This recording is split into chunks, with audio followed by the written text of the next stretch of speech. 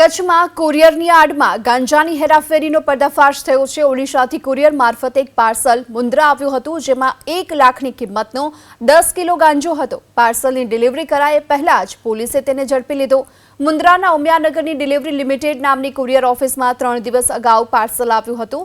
ઓડિશાની એસી king plaza નામની હોટેલના નામથી એક અજાણ્યા વ્યક્તિએ ગાંજો મોકલાવ્યો હતો। હાલ તો પોલીસે આ તમામ મુદ્દામાલ કબજે કર્યો છે અને ગાંજો મોકલનાર અને મંગાવનાર અજાણ્યા વ્યક્તિ સામે ગુનો દાખલ કરી વધુ તપાસ હાથ ધરી છે।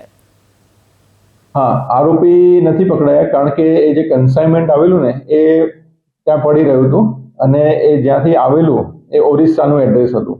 તરફ મોકલવા આવેલું ને એમાં પહેલા એક નામ હતું દીનદયાલ પરીખ, પછી પ્રાગપરનું એ ચેકી નાખવામાં આવેલું, પછી બીજું એક નામ આપેલું છે, એટલે એ નામ બંને ખોટા છે। એટલે આરોપી રિસીવર કોણ હતો એની દિશામાં તપાસ ચાલુ છે અને બહુ જલ્દી જ પકડી જશે।